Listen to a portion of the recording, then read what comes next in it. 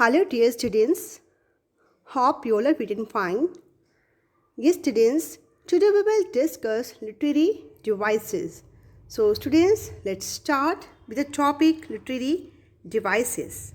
Literary devices are the devices that are used to make a language more beautiful. And students, it is used by the poet or we can say a writer so that the listener or reader pay more attention towards it. Okay students, let's start. Literary devices are used in literature to make writing more vivid, interesting and powerful. And students, they can be used in everyday speech to convey the meaning more quickly and effectively. So let's start with the first one, that is simile. Now students, what's a simile? Do you know? Yes beta. Simile is a figure of speech that compares two different things, usually by using the words like or as. And students, it is used to make a direct comparison. Okay, remember students that simile is used for making comparison between two different things. Okay, two different things में comparison होगा. And which words we can use here students? Like or as. Like or as words इसमें होंगे बेटा. Then it's we can say it's a simile and it is used to make a direct comparison. We can take examples students. Let's understand with the help of some examples. We shall set up schools all as separate as temples. Yes beta. In this line students, schools are being compared to temples directly. School को हमने किसके साथ compare किया बेटा? Temple के साथ. और सीधा सीधा बोलते हैं डायरेक्टली कि लाइक अ टेम्पल की तरह है. Okay, in this line students schools are being compared to temples directly. And students, this direct comparison between two things is called a simile.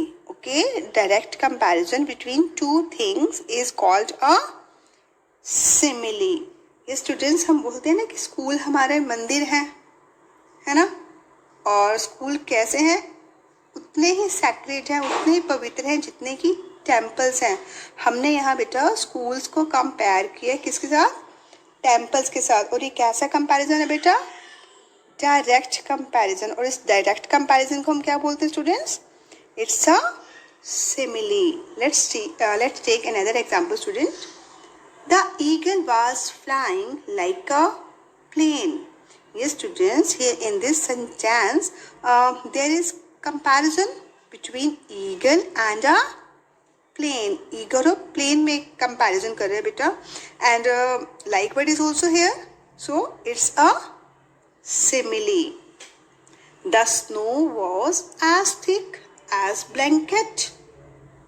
Then she was as light as feathers. So students, these are some examples of simile. Now let's move on to the metaphor.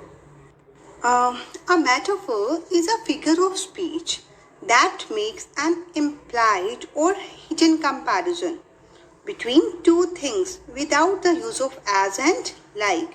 It is an imaginative use of a word or a phrase to describe somebody or something as another object in order to show that they have the same qualities. Yes students, metaphor में क्या है?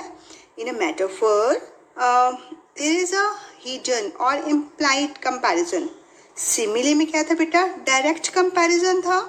इसमें कैसा है? Implied or we can say hidden comparison between two things.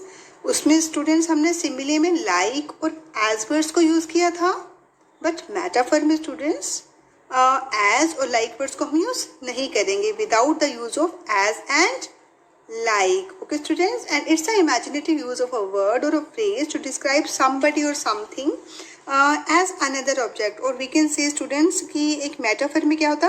One thing is another, कि एक चीज़ को हम दूसरे के जैसा बोलते हैं. Okay, one thing is another thing we can say. So let's start with the examples. We shall set up schools, all sacred temples for us. Yes students, यहाँ भी हमने comparisons करा है. Schools को हमने क्या बोला? Temples. Okay, schools क्या है हमारे? Temples. But students यहाँ पर देखिए हमने like और as word use नहीं करा है. तो ये कौन सा comparison है बेटा? Implied or we can say hidden. We shall set up schools, all sacred temples for us. In this line students, the comparison between schools and temples is not direct but implied, or we can say not directly expressed. Okay, and this implied comparison students is called a metaphor. Okay, let's read more examples. You are an angel. Okay, Mike is a teddy bear. Mike is not actually a teddy bear, but here we are comparing Mike with a teddy bear. Okay students, let's start with a personification. Now what's a personification students? Personification is a literary device by which objects, qualities or animals or birds are represented as human beings. वो human beings नहीं है, but they are represented as human beings. It gives human traits or characteristics. Okay, it gives human traits or characteristics to something that is not human, such as animal or objects or non-living things. Let's start with the examples. Let's understand with the help of some examples, students. Nature is dancing. Yes, beta. Can nature really dance? Yes or no? Can nature really dance, beta? No. No, students, nature cannot dance. It means, students, human qualities or traits are given to the word nature. Okay, that's why, students, it's an example of personification, we can say. Next example, students, we can take. The moon played hide and seek with the clouds. Do you like hide and seek game? Do you play better hide and seek? But students, can the moon really play hide and seek? Can it better? Can the moon really play hide and seek with the clouds? No, students. But what means here? It means, students, that there are clouds in the sky and moon disappears behind the sky again and again.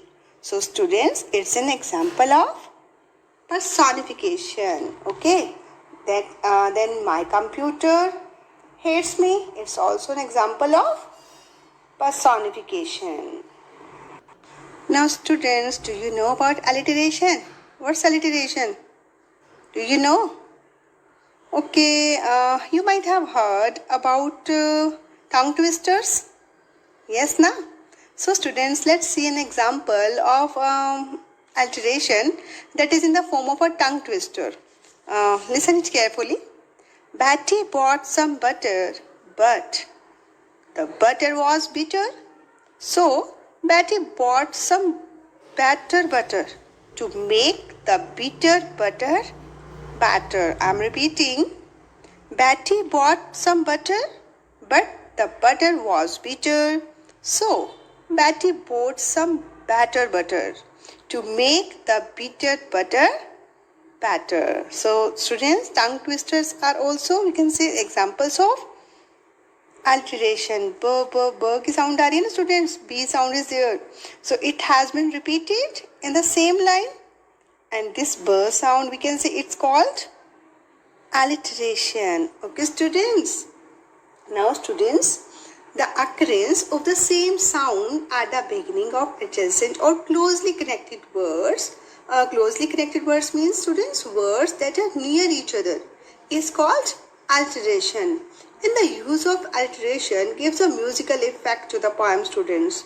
Let's take one more example. Baby bought a blue bag. B sound is there. Baby bought blue bag. B sound is repeated. So it's an example of alliteration. 7 sisters slept soundly. S sound is repeated, S sound repeat हो रही है students. So it means it's an example of alliteration. I hope students that all of you have understood all the literary devices well.